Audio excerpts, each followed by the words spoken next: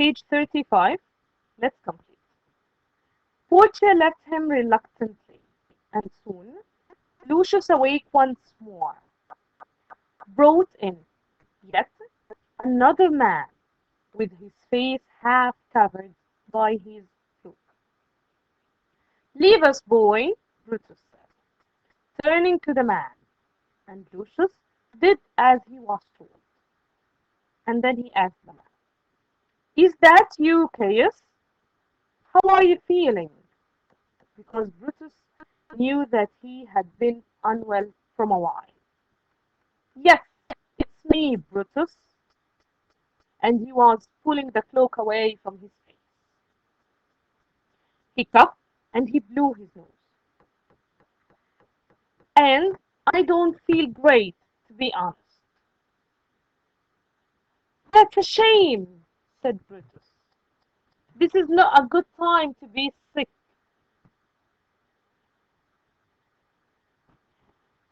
Caius said, "I think I could get better if you wanted me to."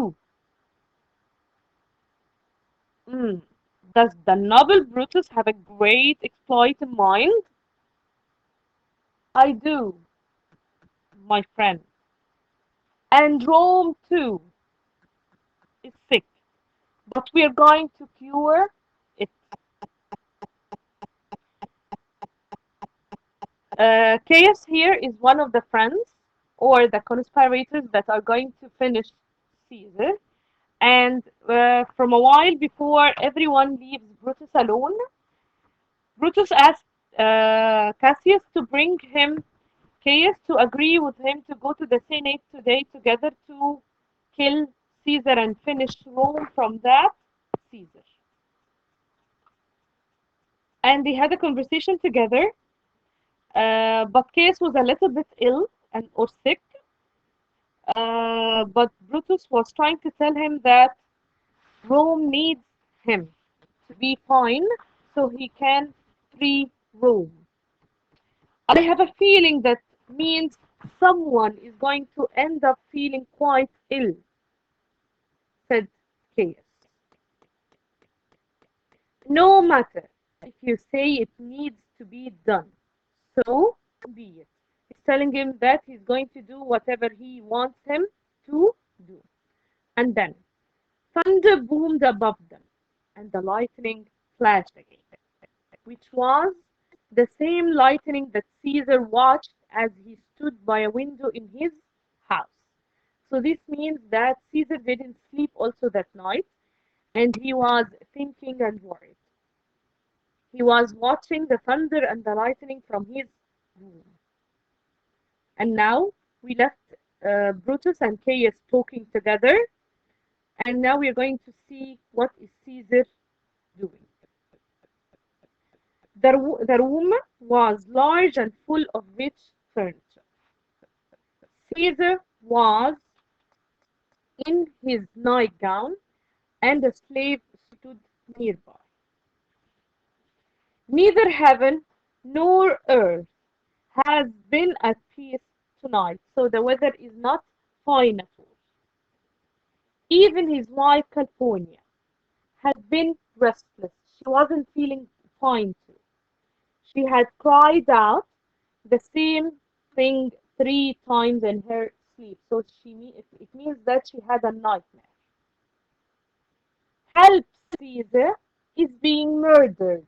She's saying while she was sleeping that Caesar is going to be murdered. His nerves were already on edge. He was totally nervous. And that certainly hadn't helped. There was a huge amount at stake, and Caesar needed some reassurance. Then he told his slave, "Tell the priest to make a sacrifice, and then come straight back and report to me what they have to say about my chances of success at the Senate today." So the Romans at that time believed that they could work out for the future by bringing sacrificing animals and studying their entire the internal organs for signs. Maybe it could be a good sign or a bad sign.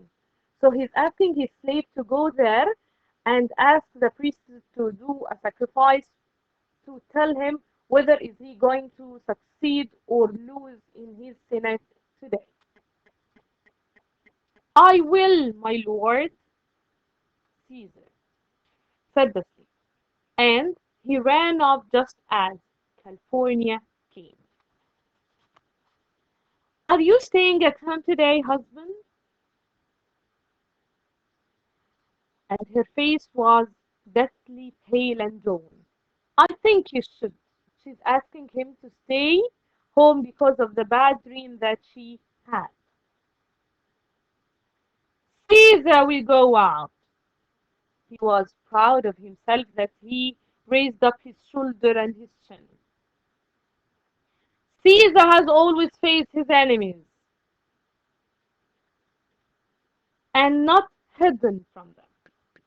So it means that he was totally proud that he doesn't care for anything.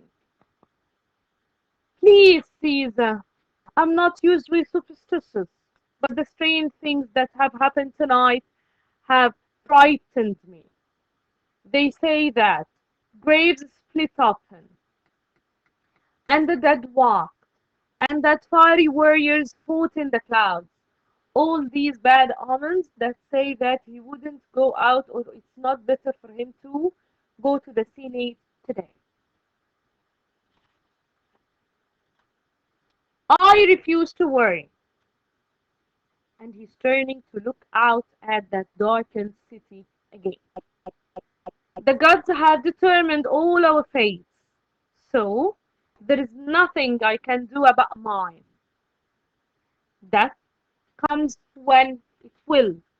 So it means that he doesn't fear death, and he will go out and he will not stay home as she said, and all that bad omens are nothing for him. Besides, these omens might have nothing to do with me. He doesn't care. And they could be meant for anyone. Anyone who except Caesar can be afraid from that bad omen, but me, never. But it's only when beggars die that no marvels are seen, she said, and her tears were in her eyes. Heaven itself blazes out for the death of a great man. And these words say or means that anyone who asks for money or poor, no one can think about his death. It's not an impressive thing to be known for everyone. But heaven is going to bright and is going to be on fire if a great man once died. So she's trying to tell him to never go out because you are a great man and everything is going to happen badly if you die. Calm yourself, my love, he said while he was smiling. It never pays to be afraid. Cowards die in their minds many times over before death actually takes them. And the brave die only once. This, these words say that he's totally proud and he never fears anything and he never cares because he says, if I'm afraid, I'm going to die. And if I die every time, I'm afraid.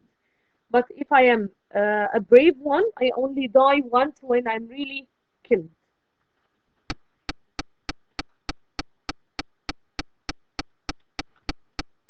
Just then, the slave hurried back into the room and he knelt before his master and he said,